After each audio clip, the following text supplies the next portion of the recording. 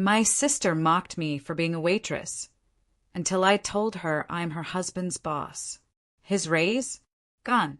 She collapsed in tears. The moment I walked into Rosewood Bistro that Tuesday evening, I knew I'd made a mistake. Not because of the restaurant. It was beautiful, all exposed brick and Edison bulbs, the kind of place where appetizers cost more than I used to make in a day. No, the mistake was agreeing to this dinner in the first place.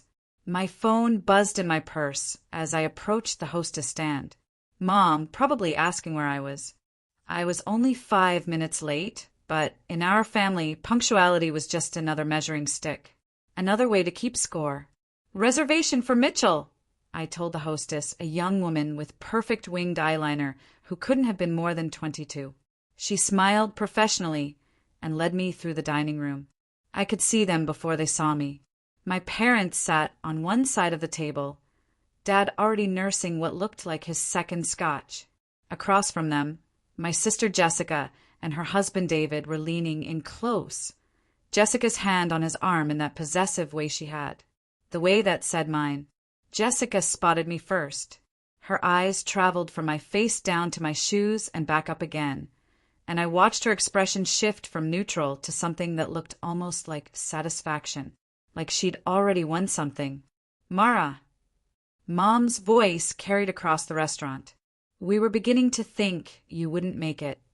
Traffic, I lied, sliding into the empty chair next to Dad. It wasn't true. I'd sat in my car in the parking lot for 10 minutes, building up the courage to walk inside. On a Tuesday, Jessica's perfectly shaped eyebrow arched. Where were you coming from? Don't tell me you were at that diner again. I felt my jaw tighten. It's not a diner. It's oh, that's right. I'm sorry. Jessica's voice dripped with mock sincerity. The family-style restaurant. I always forget you're so sensitive about it. David shifted uncomfortably beside her, but he didn't say anything. He never did. Jessica, Mom said, but there was no real reproach in her voice. Just a gentle suggestion that maybe, just maybe, she could be slightly less obvious about it. What? Jessica spread her hands innocently. I'm just asking about my sister's job. That's not allowed anymore. The waiter appeared like a miracle, and I ordered the first glass of wine I saw on the menu. Something red, something strong. Dad cleared his throat. So, Mara, how have you been? We haven't seen you in, 3 months? 2, I corrected quietly. I came to Mom's birthday dinner. Oh, that's right. You had to leave early, though, didn't you? Some emergency at work. His tone made it clear what he thought about emergencies at a restaurant. I took a long sip of water, wishing my wine would arrive faster. Yes, we were short-staffed that night. See, that's what I don't understand. Jessica leaned forward, her diamond earrings catching the light. David had given her those for their anniversary. I knew because she'd posted about them on Instagram 17 times. You have a college degree, Mara. A good one. And you're choosing to spend your days serving other people food. Don't you want more for yourself? There it was. The question she'd been building up to. The real reason for this dinner. I like my job, I said evenly. You like being a waitress. Jessica said the word like it tasted bad in her mouth. I like what I do, yes. But don't you want something more? Something with a career path? Benefits? A retirement plan?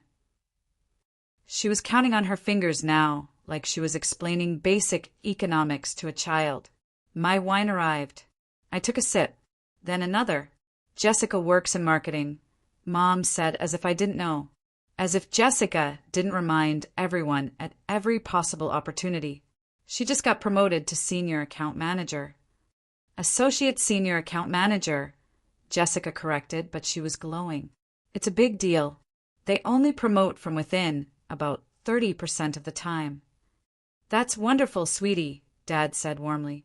The same man who'd barely grunted when I told him I'd graduated summa cum laude. And David, Mom continued, tell them your good news. David looked like he wanted to disappear into his chair. It's not that big of a deal. Don't be modest. Jessica practically bounced in her seat. He's being considered for a major promotion at TechCore Solutions, Director of Engineering. It would mean a 40% raise. Wow, I said, and I meant it. David was good at his job. I knew exactly how good. That's really impressive, David. He gave me a small, grateful smile. Thanks, Mara. It's not official yet, so I'm trying not to get my hopes up. Oh, it's going to happen, Jessica said confidently. I can feel it. David's been working so hard, putting in all those extra hours. They'd be crazy not to promote him. She turned back to me, and I could see it in her eyes, the comparison she was drawing. Her successful husband with his pending promotion, and me, her little sister, still taking orders for a living.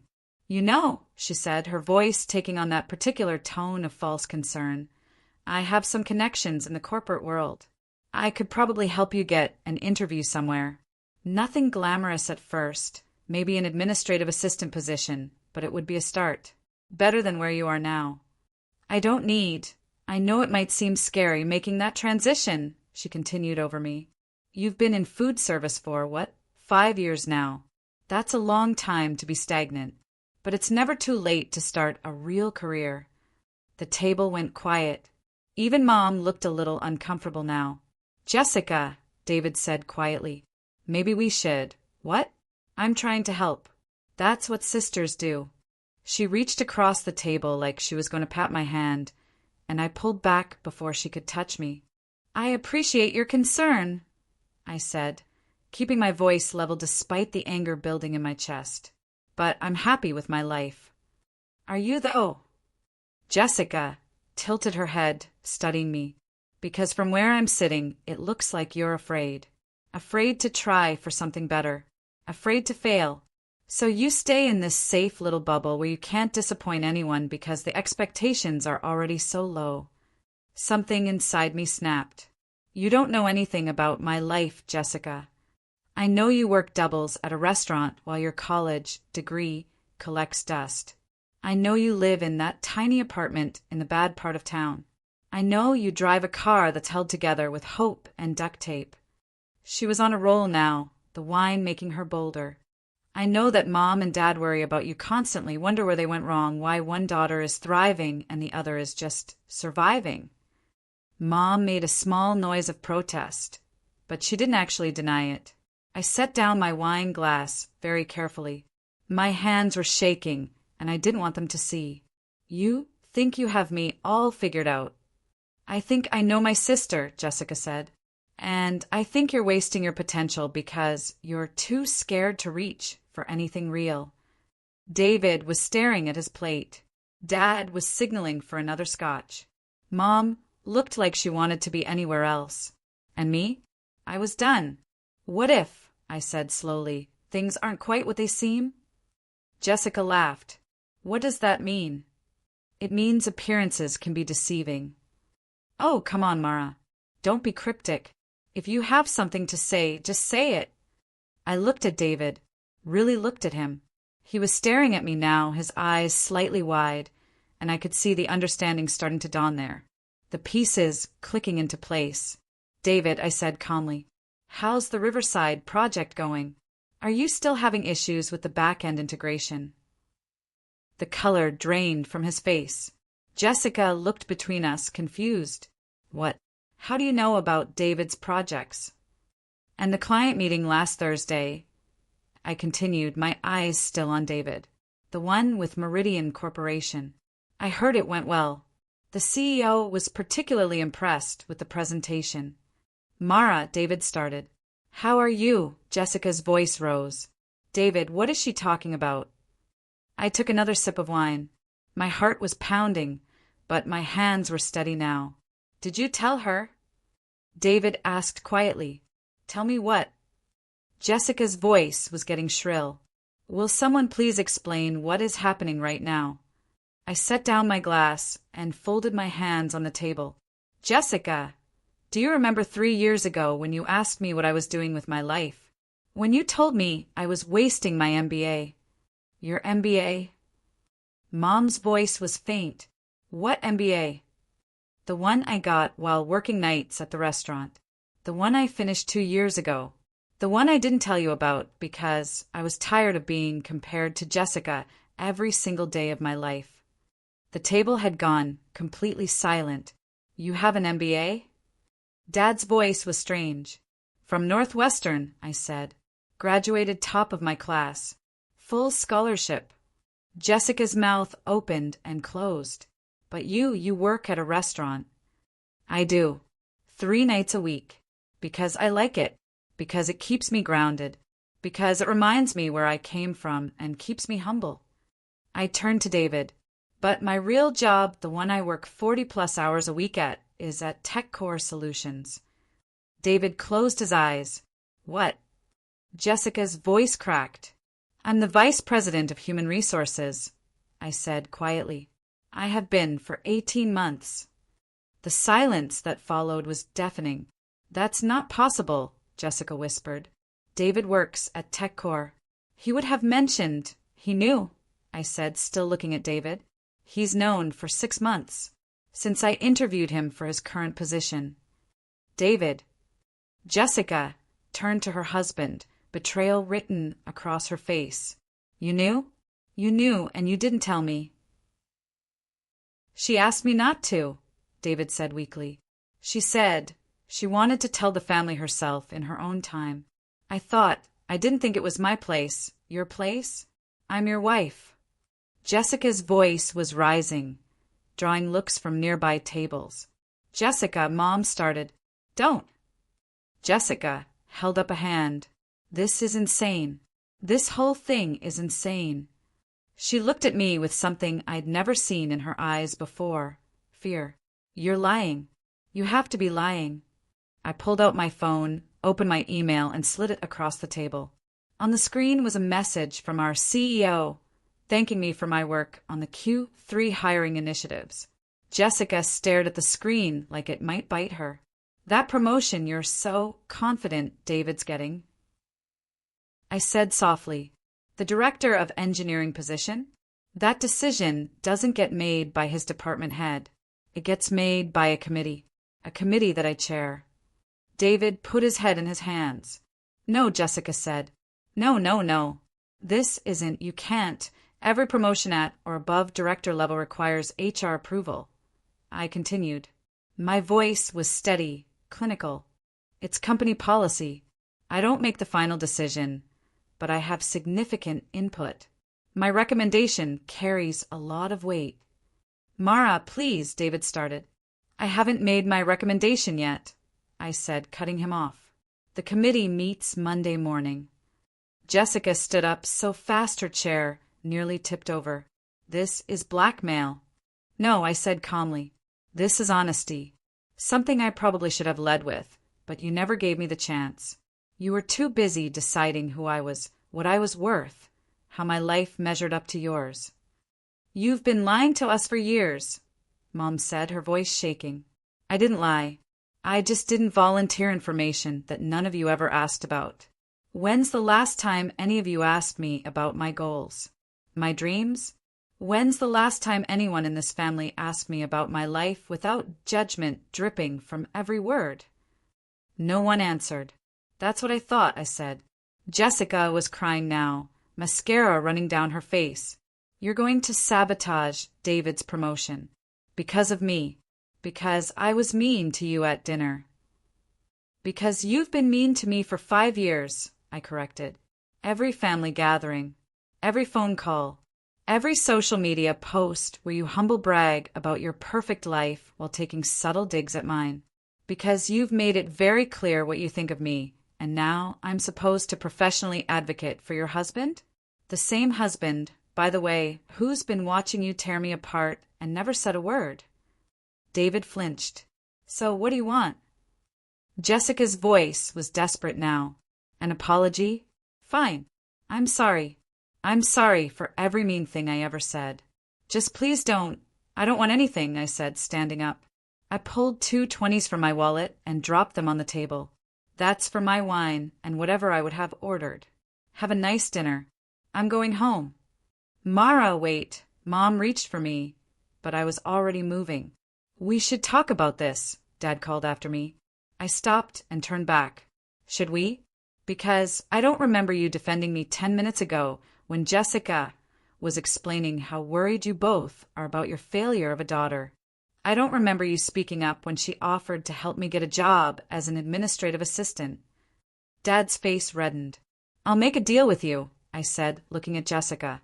"I'll evaluate David's promotion on his merits alone, like I would any other candidate. Fair and professional. No personal feelings involved. Can you say the same thing about how you've treated me?" Jessica was sobbing now, full-body shaking sobs that made other diners turn and stare. "I'm going to go," I said quietly. "David, I'll see you Monday. We have that department head meeting at 9. "Mara," he started. "And David, you're a good engineer. One of the best I've ever seen. But you're going to need to decide if you're going to keep letting your wife treat people like they're beneath her. Because that kind of behavior, it reflects on you too. Think about that before Monday." I walked out of the restaurant without looking back. My phone started ringing before I even got to my car. Mom. Ignored. Jessica. Ignored. Dad. Ignored. Jessica again. Ignored. Unknown number. Probably Jessica calling from David's phone. Ignored. I drove home in silence, my hands white-knuckled on the steering wheel. The adrenaline that had carried me through the dinner was starting to fade, leaving behind a hollow, shaky feeling. My apartment was dark when I got home. Small and cramped, just like Jessica had said, but it was mine. Every stick of furniture I'd bought with my own money. Every bill paid from my own accounts. No help from Mom and Dad, no trust fund, no safety net. I'd been on my own since college, and I'd clawed my way up every single rung of the ladder by myself. I poured myself a glass of water and sat on my couch, still in my coat. My phone wouldn't stop buzzing, message after message piling up. Finally, I looked. "Mom. Asterisk, we need to talk about what happened. This is unacceptable. Asterisk, Jessica. I can't believe you would do this to me, Jessica. You're trying to ruin my marriage, Jessica. Call me back right now, Dad. Asterisk, your mother is very upset. You embarrassed the whole family. Asterisk, Jessica. Asterisk, David is furious with me. He won't even look at me. Are you happy now? Asterisk, Jessica. You've always been jealous of me, Jessica. Asterisk, please don't take this out on David. He didn't do anything wrong, asterisk. I deleted them all without responding. There was one message that made me pause, though. From David. David, asterisk, I'm sorry. For everything. For not speaking up. For letting her treat you that way. You deserved better from both of us. I don't expect you to believe this, but I've been trying to get her to stop for months. I just didn't know how to tell her about your position without breaking your confidence. I backed myself into a corner, and you paid the price. Whatever you decide on Monday, I'll understand. Asterisk, I stared at that message for a long time. David was a good guy. I'd known that from the first time I interviewed him, even before I knew he was married to my sister. He was talented, hardworking, respectful to his team, the kind of employee any company would be lucky to have. But he'd also sat there dinner after dinner, while Jessica eviscerated me. He'd given me those sympathetic looks, those uncomfortable smiles, and then he'd done nothing. I didn't respond to his message either. Instead, I took off my coat, changed into pajamas, and opened my laptop. I had work to do. The promotion file for David Mitchell sat in my downloads folder. I'd been reviewing it all week, along with files for the other 3 candidates being considered for director positions. David's record was impressive. He'd increased his team's productivity by 42% in the last year. His code was clean, his project management skills were exceptional, and his peer reviews were glowing. Every member of his team had volunteered positive feedback without being prompted. On paper, he was the obvious choice, but there was more to leadership than technical skill. There was judgment, character, the ability to stand up for what was right, even when it was difficult. Especially when it was difficult. I spent 3 hours that night going through everything again. reading reviews, checking project completion rates, comparing metrics, looking for any reason to disqualify him that wasn't personal. I couldn't find one. By the time I closed my laptop, it was past midnight. My phone had finally stopped buzzing. I fell asleep on the couch, too tired to make it to my bedroom.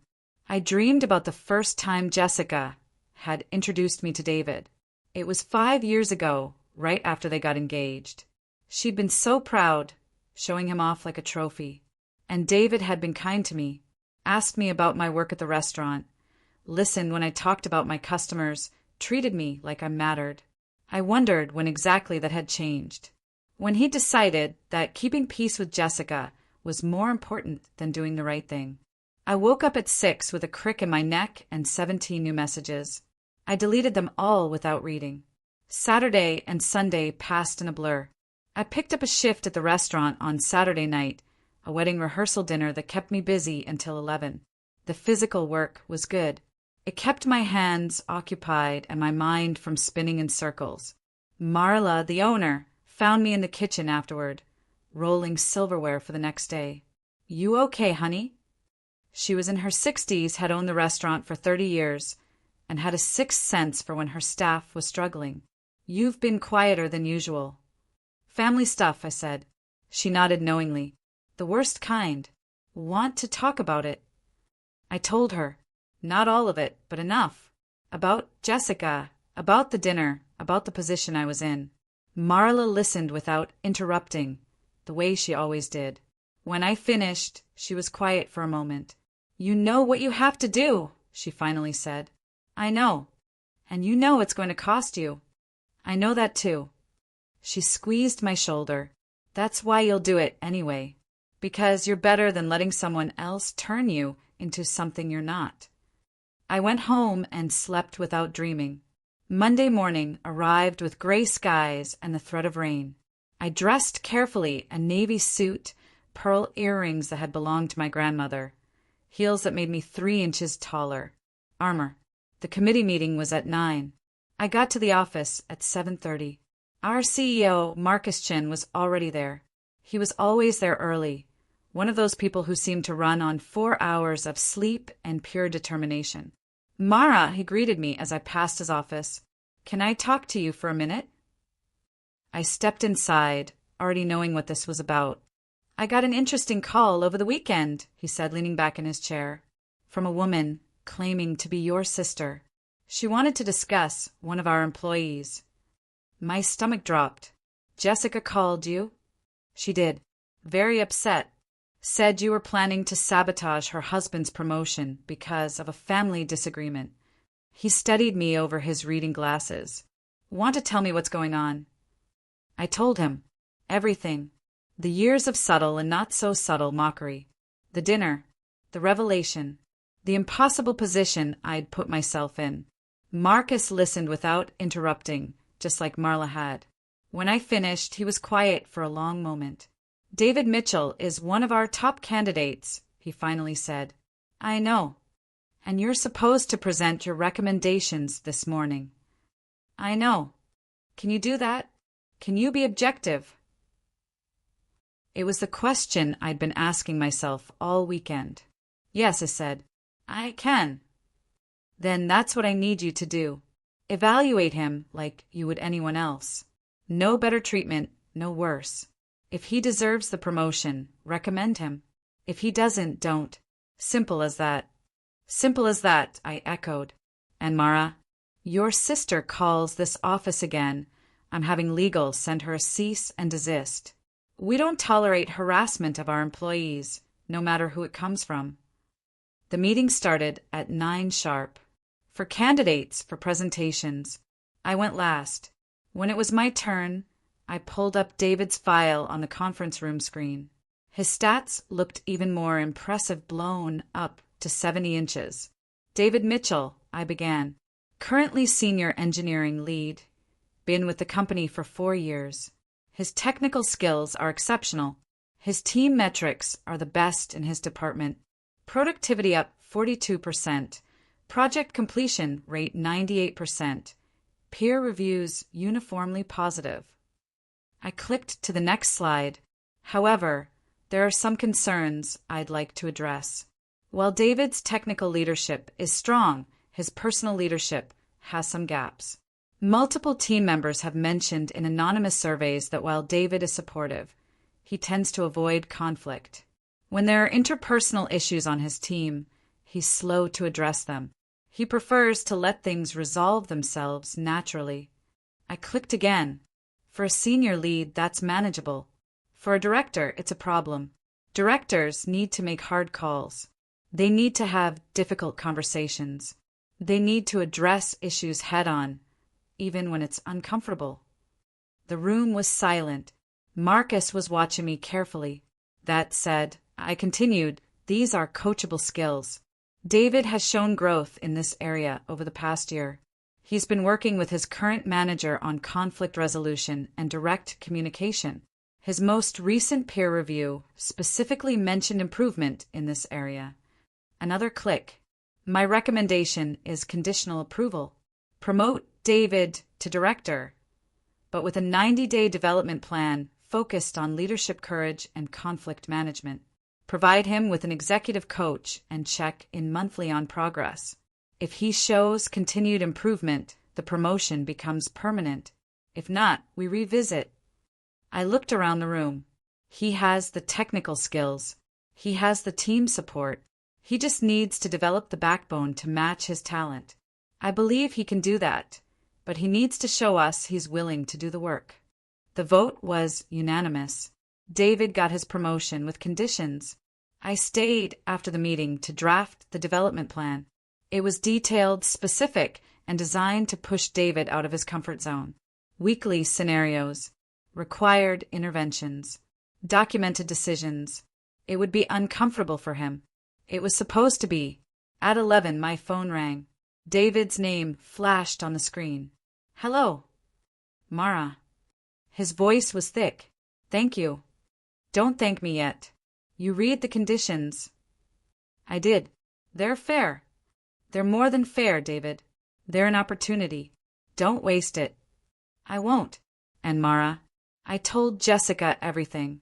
About the promotion, about the conditions, about what you said at dinner. We're going to counseling. I was surprised. That's good.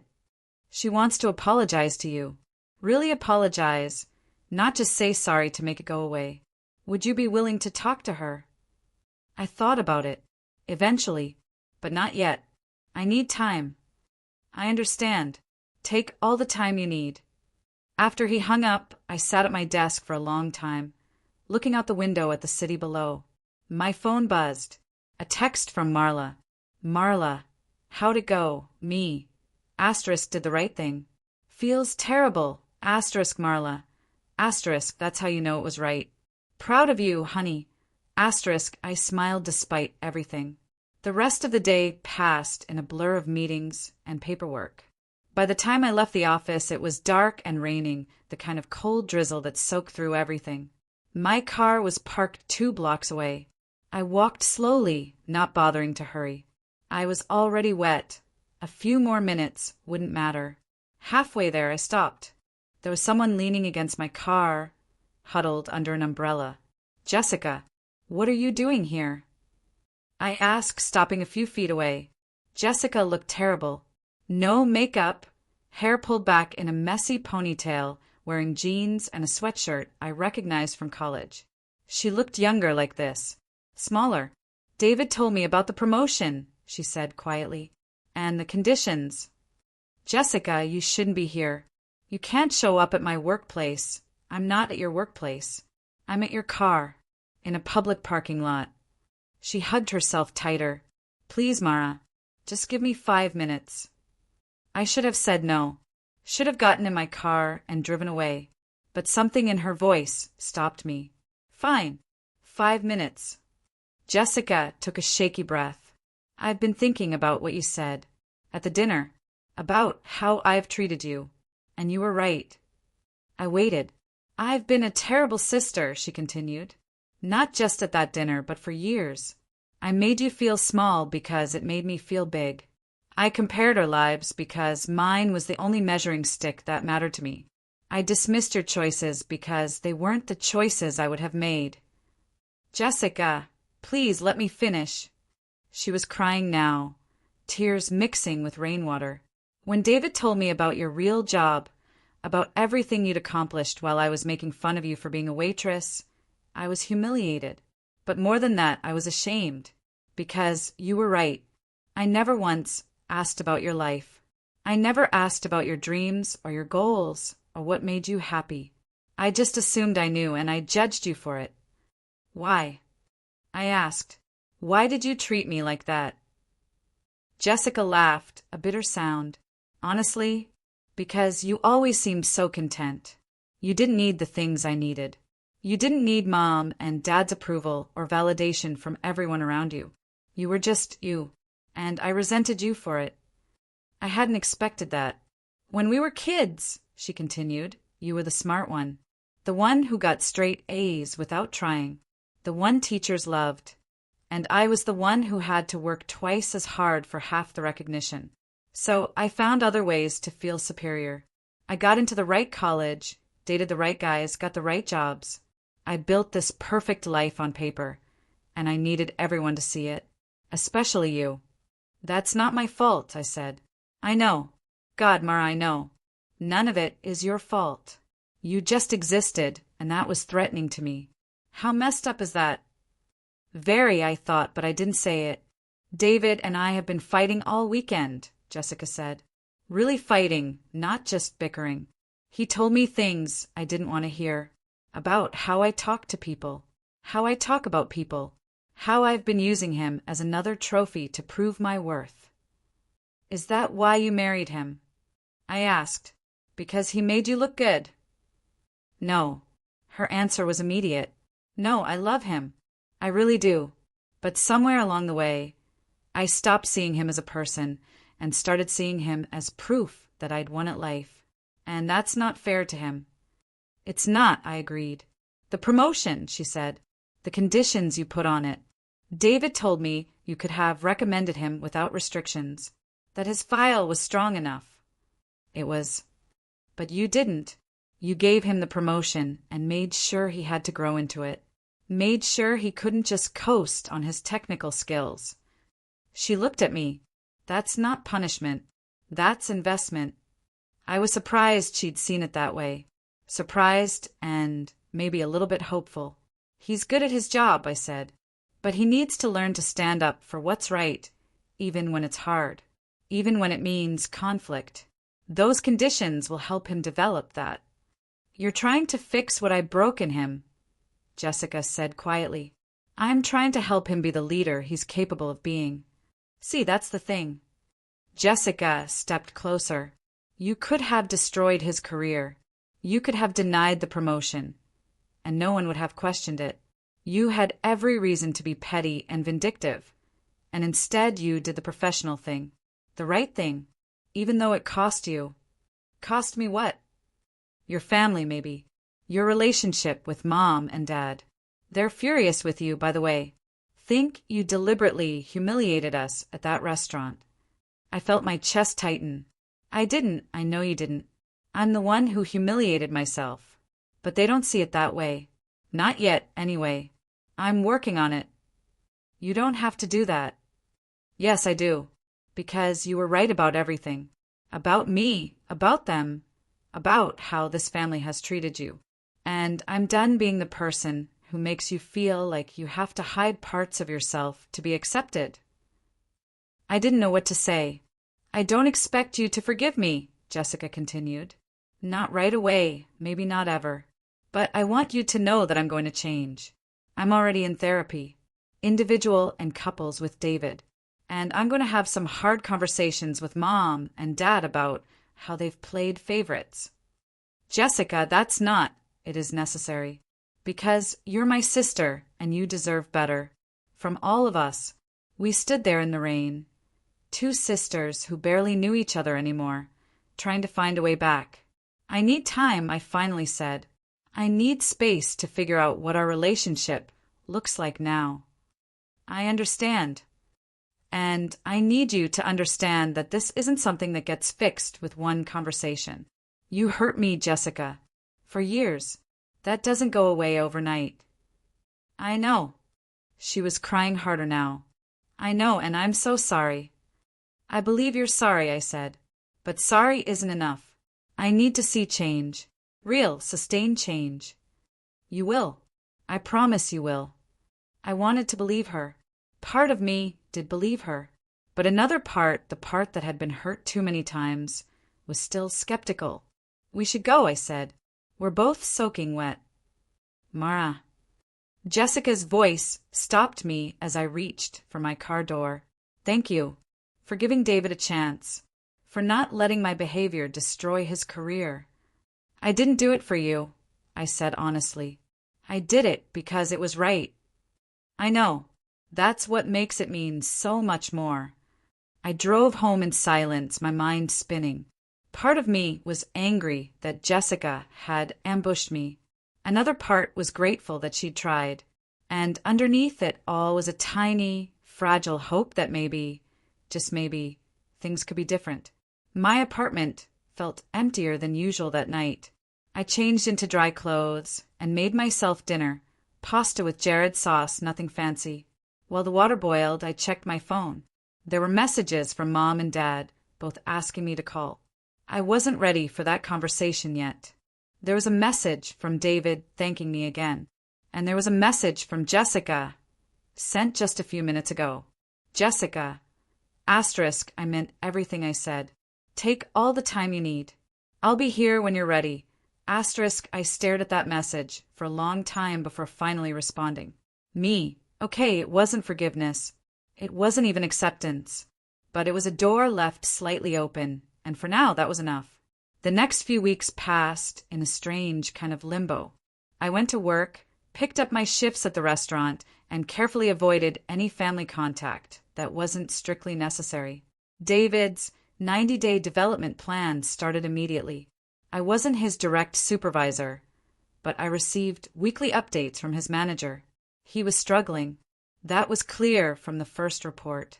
The scenarios we designed were pushing him hard, forcing him to have conversations he'd rather avoid, make decisions that would upset someone no matter what he chose.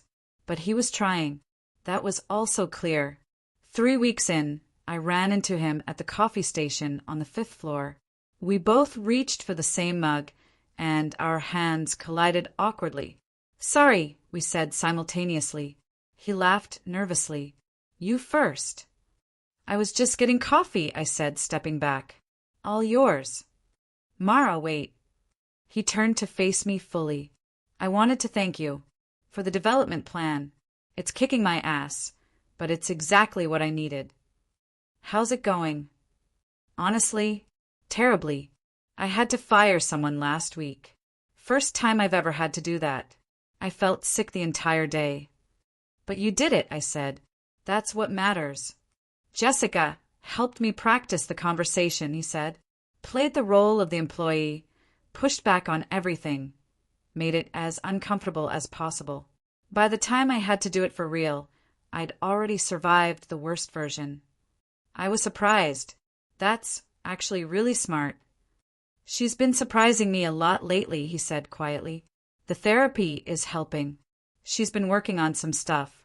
Deep stuff. Good. That's good. She asks about you, he said. Every day. Wants to know if I've seen you, how you're doing. I think she's afraid you'll never talk to her again. I need time, I said. It was becoming my mantra. I know. She knows too. But I wanted you to know she's really trying. I nodded, not knowing what else to say. Oh, and Marcus wanted me to tell you we landed the Meridian contract.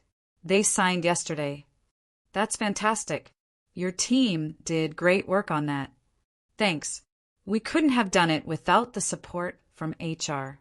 The hiring surge you approved last quarter gave us the bandwidth we needed. It was a small thing, that acknowledgement, but it meant something. That weekend, I worked a double at the restaurant. Saturday afternoon lunch rush, then straight into Saturday night dinner service. My feet were killing me by hour 6, but the physical exhaustion was good. It kept the mental exhaustion at bay. During the brief lull between lunch and dinner, Marla found me sitting in the back, rolling my ankles and wincing. "You're doing too much," she said, not unkindly. "I'm fine." "You're working yourself to death. When's the last time you had a full day off?" I thought about it. 3 weeks. "Mara, I like working," I protested. "You know that." "I know you like staying busy, so you don't have to think about other things." She sat down next to me. "How's the family situation?" "Complicated." "Still not talking to them?" "Jessica and I have texted a few times. Nothing deep. Just checking in. Mom and Dad are another story." "They still angry?" I laughed bitterly. "Last I heard, they think I orchestrated the whole dinner thing to humiliate Jessica publicly. That I've been harboring some secret grudge and finally found a way to destroy her perfect life. That's ridiculous." "Yeah, well, they've always had a hard time seeing Jessica's flaws. Easier to blame me." "You talked to them?" "Dad called once. Told me I owed Jessica an apology for making a scene." Marla's eyebrows shot up. "Please tell me you hung up on him." "I told him I'd apologize for making a scene when Jessica apologized for 5 years of emotional abuse. He hung up on me." "Good riddance." We sat in silence for a moment. "You know what I think?" Marla finally said, "I think you're afraid." "Of what?" "Of hoping things might get better, of letting your guard down, of believing your sister might actually change." I didn't answer because she was right. "It's easier to keep working yourself to exhaustion," Marla continued. "Easier to stay busy and distant and protected. But that's not living, honey. That's just surviving." "I've been surviving for 5 years," I said quietly. "I'm good at it." "I don't doubt it. But you deserve more than just survival. You deserve to actually be happy." I thought about that for the rest of the shift. About happiness and survival and the difference between the two. On my way home, my phone rang. Mom's name flashed on the screen. I almost didn't answer, but something made me pick up. "Hello." "Mara." Her voice was tight. "We need to talk." "I'm listening." "In person. Can you come to dinner this week?" Just like that, after 3 weeks of silence. "Your father and I have been discussing the situation. We think it's time we all sat down and cleared the air." "Cleared the air," I repeated. "Is that what we're calling it?" "Don't be difficult, Mara. This is an olive branch." "From who to who exactly?" She sighed, exasperated. "Thursday night, 7 o'clock. Our house. Jessica and David will be there too." "And what? We're all going to pretend the last 5 years didn't happen. Have a nice family dinner like nothing's wrong." "No one is pretending anything. But we can't move forward if we can't even be in the same room together." She had a point. I hated that she had a point. "Fine," I said. "Thursday at 7. But Mom, if this turns into another Jessica defense session where I'm the villain, I'm leaving. And I won't be coming back." "Noted," she said and hung up. I spent the next 3 days alternately dreading and planning for Thursday dinner. I made lists, talking points, boundaries I wouldn't let anyone cross, responses to common criticisms. I was ready for battle. Thursday came too fast and too slow. I changed outfits 4 times, finally settling on jeans and a sweater. Not corporate Mara, not waitress Mara. Just Mara.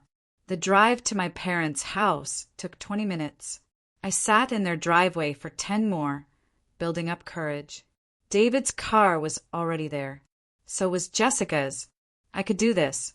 I'd faced down hostile CEOs and entitled board members. I could handle my family. I could barely handle my family. Mom answered the door before I could knock. "Come in." Everyone's in the dining room. The table was set formally, like it was a special occasion. China plates, wine glasses, cloth napkins, the works. Jessica and David sat on one side, my parents on the other. One chair remained empty.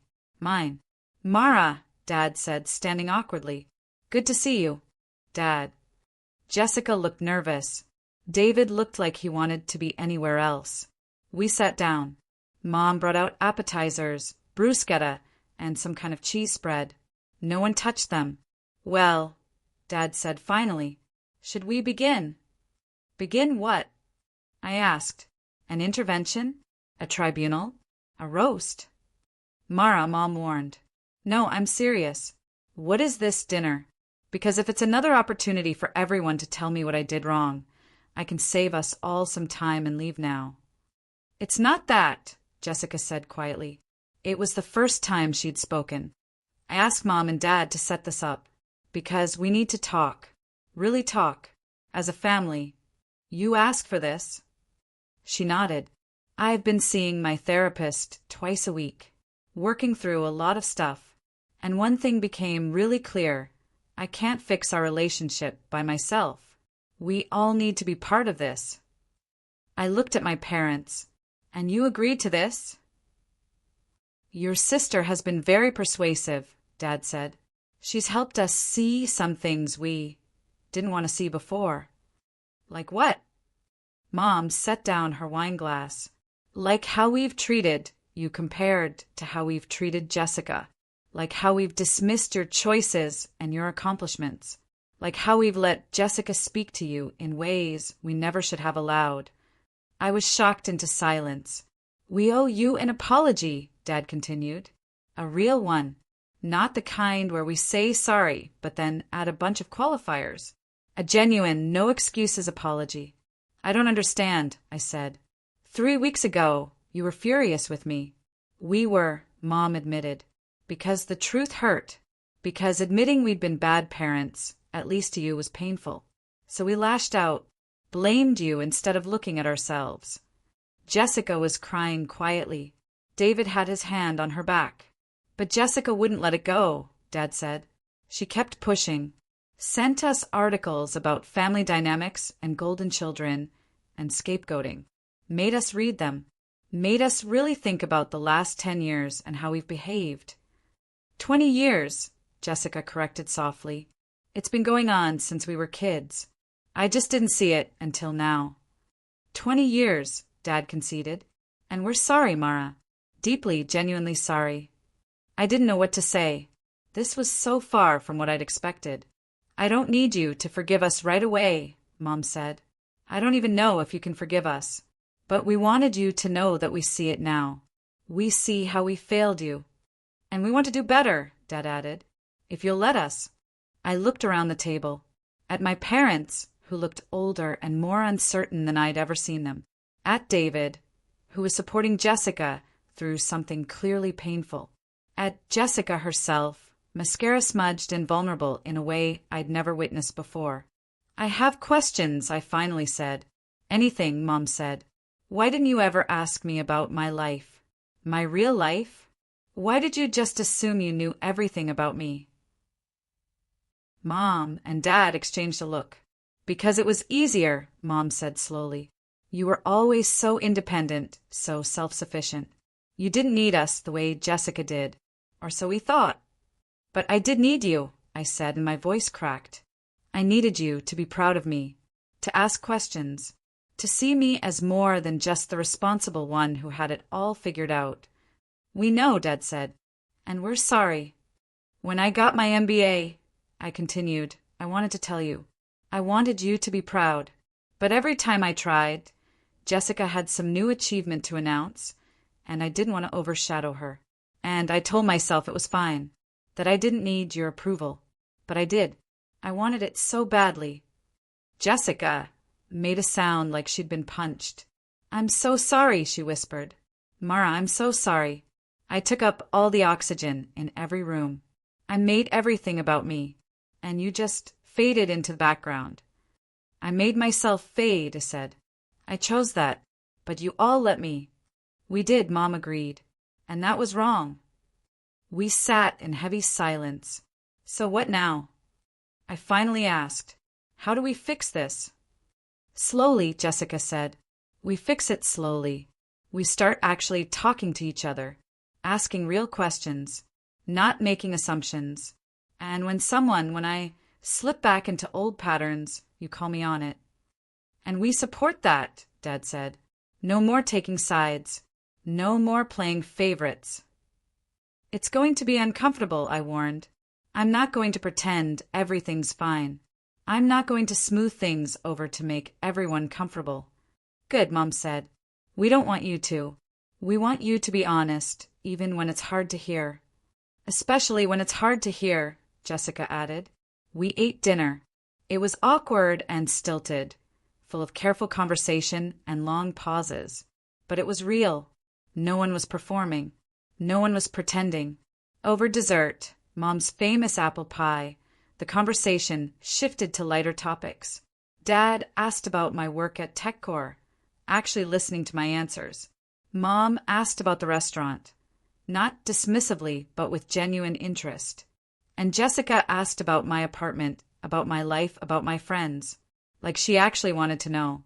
It was strange, foreign, a little bit painful, but it was a start. As I was leaving, Jessica walked me to my car. Thank you for coming, she said. I know that took a lot of courage. I almost didn't. But you did. That means something. We stood in the driveway, breath fogging in the cold night air. I really am trying, Mara. I know I don't get to decide when you trust me again, but I want you to know I'm committed to this, to being a better sister, a better person. I can see that, I said. Tonight was unexpected. Good, unexpected. I don't know yet. Ask me in a few months. She laughed weakly. Fair enough. Jessica, I said as she turned to go back inside. Thank you. For pushing them. For doing the hard work. That couldn't have been easy. It wasn't, but you were worth it. I drove home with a strange, unfamiliar feeling in my chest. Not quite happiness, not quite hope, but something close. 6 weeks into David's development plan, I got a call from his manager, Robert. We need to talk about David Mitchell, he said. My stomach dropped. What happened? Nothing bad. Actually, something really good. Can you come to my office? 5 minutes later, I was sitting across from Robert's desk while he pulled up a file on his computer. You've seen the weekly reports, he said, but I wanted to talk to you in person about what I've been seeing. Okay. David has exceeded every expectation. The conflict avoidance that was his biggest weakness, he's addressing it head-on. Last week, he mediated a dispute between 2 senior engineers that could have derailed a major project. Not only did he resolve it, but he turned it into a teaching moment for the whole team. That's great. It's more than great, Mara. It's exceptional. He's taking the coaching seriously. He's doing the work. And it's showing in his leadership style. Robert clicked through some charts. Team morale is up. Productivity is up. And his direct reports are noticing the change. I've had 3 separate people tell me that David is becoming the kind of leader they want to follow. I felt something in my chest loosen. Pride, maybe. Relief. So, what are you recommending? I want to end the development plan early, Robert said. Not because he's not getting value from it, but because he's already achieved what we wanted. The promotion should be made permanent. That's a big call, I said. We said 90 days. I know, but keeping someone in a probationary state when they've clearly exceeded the requirements sends the wrong message. It says we don't trust them, and David has earned our trust. He was right. I knew he was right. Let me think about it, I said. I'll have an answer by tomorrow. That night, I pulled up David's entire file. Every weekly report, every evaluation, every piece of feedback. I read it all again, looking for any red flags, any signs that this progress wasn't genuine. I couldn't find any. David had done the work.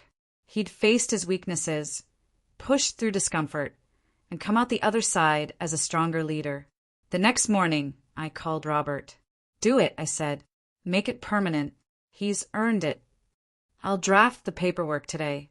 And Robert? Tell him congratulations from me. Tell him I'm proud of the work he's done. Later that afternoon, I got a text from David. David, thank you doesn't even begin to cover it. Me. Asterisk, you did the work. All I did was give you the opportunity. Asterisk, David. Asterisk, you gave me more than that. You believed I could be better than I was. That meant everything. Asterisk me. Asterisk, keep being that leader. Your team deserves it. Asterisk, David. Asterisk, I will. I promise. Asterisk, that weekend I had my first coffee date with Jessica.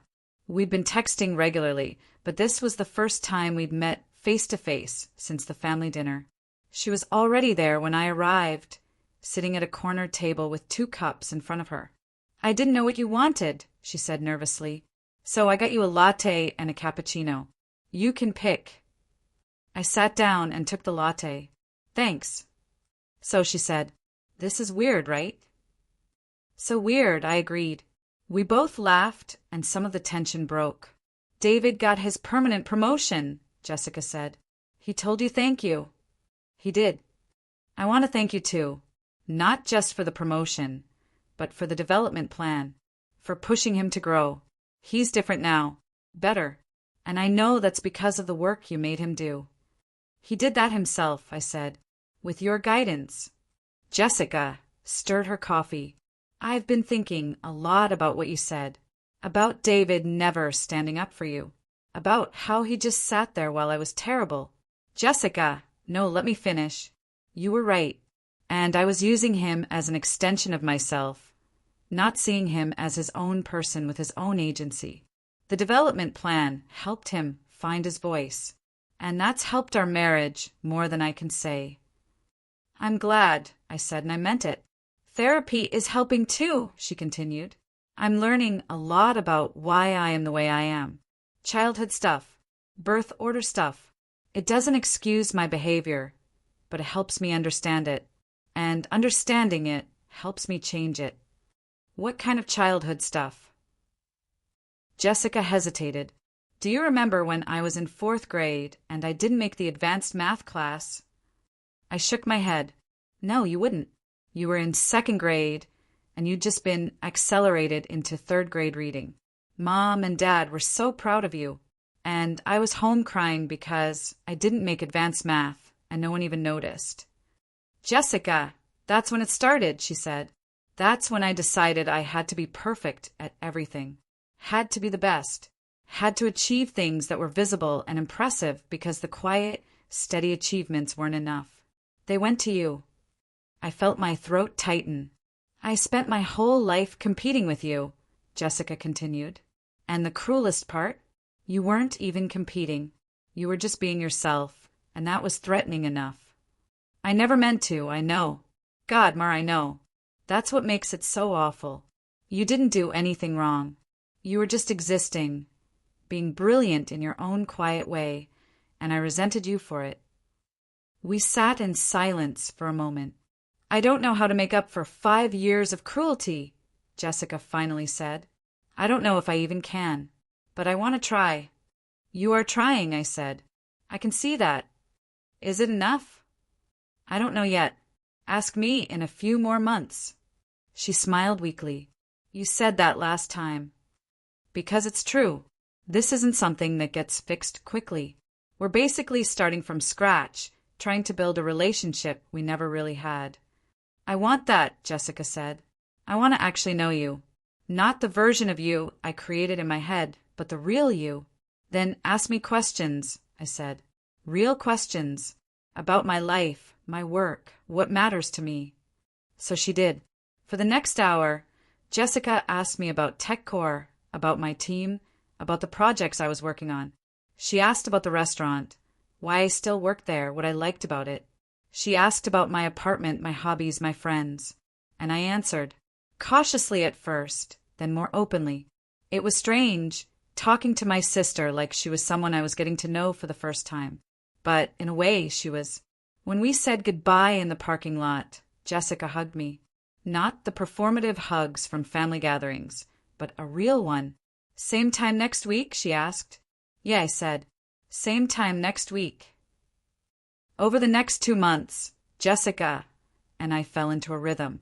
Coffee every Saturday morning. Sometimes we talked about heavy things, family dynamics, past hurts, therapy breakthroughs. Other times we just talked about normal stuff.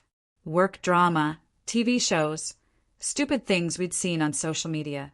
Slowly, carefully, we were building something real. My relationship with my parents was slower to mend. Dad was trying, but he didn't really know how to connect with me beyond surface-level questions. Mom was more successful, but years of distance couldn't be bridged overnight. But we were trying. That was what mattered. 3 months after the family dinner, I got promoted. Vice President of Human Resources to Senior Vice President. It came with a significant raise, a bigger office, and a seat in executive meetings. I told my family at Sunday dinner, a new tradition we'd started. "That's wonderful, honey," Mom said, and she sounded like she meant it. "Very impressive," Dad agreed. "See, I told you she was brilliant," Jessica said to our parents, then turned to me. "Congratulations, Mara. Really, you've earned this." "Thanks," I said, feeling awkward but pleased. "We should celebrate," Mom suggested. "Where do you want to go?" I thought about it.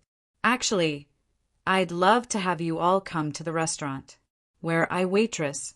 I want you to see that part of my life." There was a beat of silence. "We'd love that," Jessica said firmly. "When?" "Friday night." "We'll be there." Friday night came. I wasn't working, but Marla had reserved us the best table in the house. My family arrived right at 7. I introduced them to Marla, who hugged me and told my parents they'd raised a wonderful woman. I introduced them to the servers I worked with, to the line cooks, to the busboys. "Everyone here loves her," Marla told my family. "She's the first person to pick up an extra shift when someone's sick, the last person to leave when there's cleaning to do. She's part of our family." I saw my parents exchange a look. Over dinner, I told them stories about the restaurant. The regular customers I'd gotten to know. The time we catered a wedding, and the power went out halfway through service. The teenager I'd mentored who was now in culinary school. "You really love this place," Jessica said, looking around. "I do," I said. "It keeps me grounded. Reminds me that every job has dignity, that every person deserves respect. I meet people from all walks of life here, people I'd never interact with in the corporate world." "That's beautiful," Mom said quietly. "It's also why I never quit, even after I got the TechCore job. Because this matters to me. This part of my life is just as important as my career." Dad reached across the table and squeezed my hand. "I'm sorry we never understood that." "You understand it now," I said. "That's what matters." After dinner, as we were leaving, Jessica pulled me aside. "I need to tell you something," she said. "Okay, I'm quitting my job." I was shocked. "What? Why? I thought you loved marketing." "I thought I did too, but I've realized I was more in love with the title, with the prestige, than the actual work. And that's not enough anymore." She took a deep breath. "I'm going back to school, to get my teaching certificate." "Teaching?" "I want to work with kids. Elementary school. I think I'd be good at it. And I think it would make me happy in a way marketing never has." "Jessica, that's amazing." David's fully supportive. "We've talked about it a lot. The pay cut will be significant, but we'll make it work." She smiled. "I'm tired of chasing prestige. I want to chase purpose instead. You taught me that." "I didn't, you did.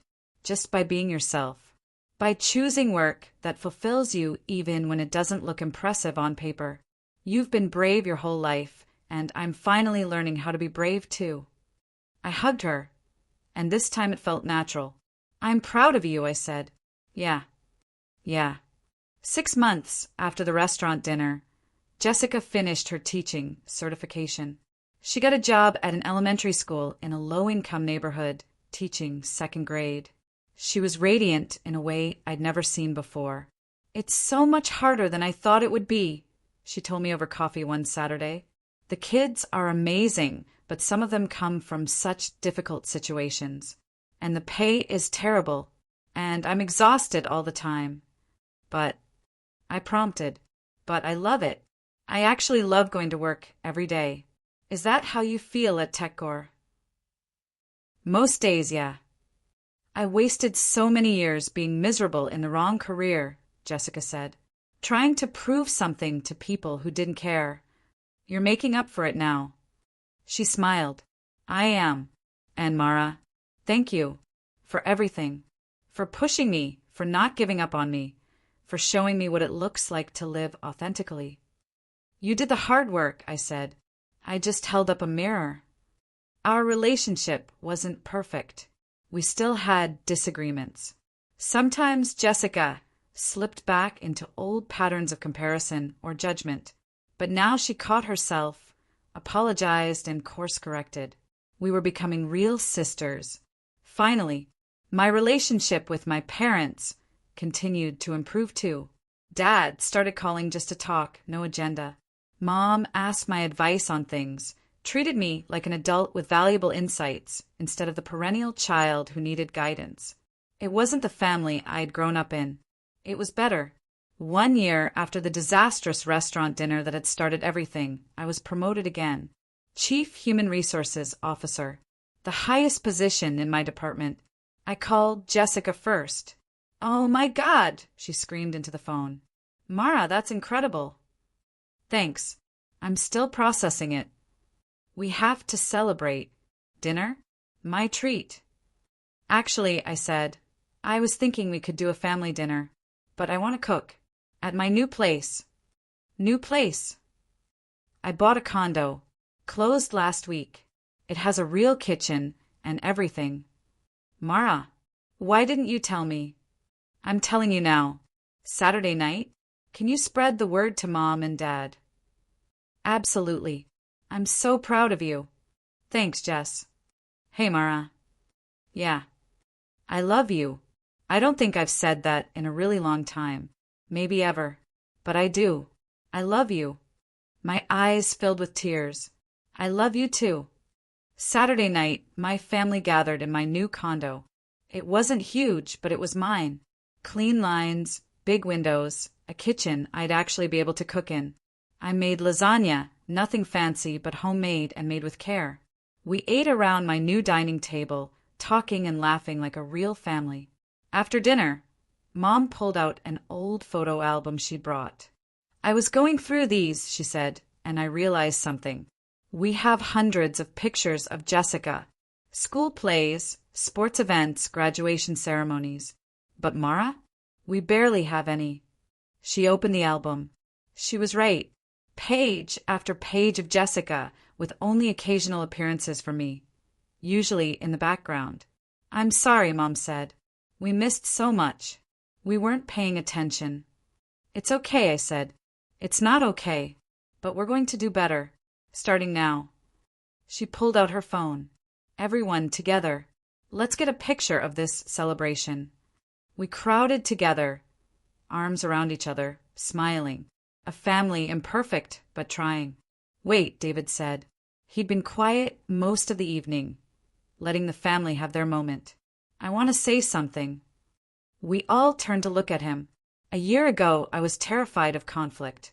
I let things slide because confrontation made me uncomfortable. But Mara saw potential in me that I didn't see in myself. She gave me the tools to grow, the challenge to push myself, and the grace to make mistakes along the way. He looked at me. You changed my career. But more than that, you changed my life. You taught me what real leadership looks like, making hard decisions, having difficult conversations, standing up for what's right even when it's uncomfortable. I use those lessons every day. David, I started. I'm not done. You also saved my marriage. By refusing to let me stay in my comfort zone, by insisting I develop a backbone, you made me into a better partner. Jessica and I are stronger now than we've ever been. And that's partly because you pushed me to be stronger too. Jessica was crying. Mom was crying. I was trying not to cry. So, thank you, David finished, for seeing me, for believing in me, for not letting me stay small. You were never small, I said. You just needed permission to be big. Well, you gave it to me. We took our family picture. Mom immediately made it her phone background. Later, as people were getting ready to leave, Jessica pulled me aside. "You know what I realized tonight," she said. "What?" "All this time, I was trying to be the successful sister, the impressive one, the one Mom and Dad were proud of. But you were succeeding in ways I couldn't even see. Building a career, making a difference, staying true to yourself. You were always the strong one." "I didn't feel strong," I admitted. "Most of the time I felt invisible." "Well, you're visible now. And you're amazing. And I'm so lucky I get to be your sister. Even though I almost sabotaged David's promotion." She laughed. "You didn't almost sabotage it. You made sure he earned it. There's a difference. A fine one." "Maybe. But it's the difference between revenge and leadership. And you chose leadership, even when you had every right to choose revenge." "It was a close call," I admitted. "But you made the right one. You always do." We hugged goodbye, making plans for coffee the next Saturday like always. After everyone left, I stood in my new condo, looking around the life I'd built, the career I'd earned, the family I'd fought for. It wasn't perfect. There were still scars, still difficult moments, still work to do. But it was mine. Authentically, completely mine. My phone buzzed. A text from Jessica. "Jessica, *K, I know I already said this tonight, but I'm really proud of you. Not just for the promotion, but for everything. For being brave enough to call me out, for giving David a chance, for pushing our family to be better. You're kind of my hero. *, I smiled, typing back. "Me. *, you're not. So bad yourself. See you Saturday. * Jessica. * Wouldn't miss it. Love you, sis. * me. Love you too." I set down my phone and walked to the window.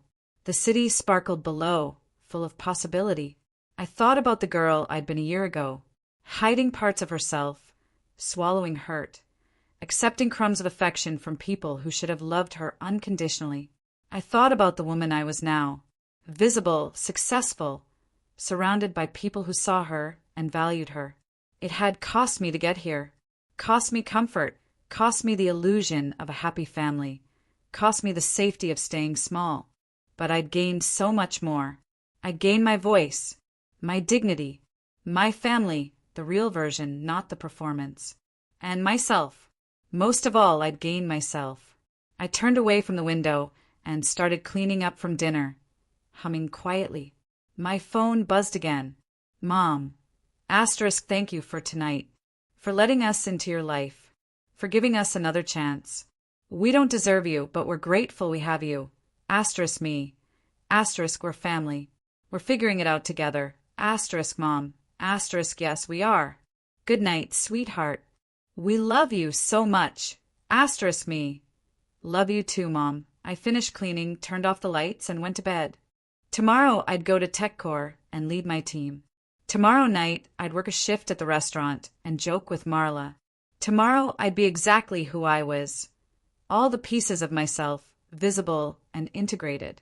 And that finally was enough. Sometimes the hardest battles we fight are with the people who are supposed to love us most. Sometimes standing up for yourself means risking everything. But sometimes, just sometimes, that risk is worth it.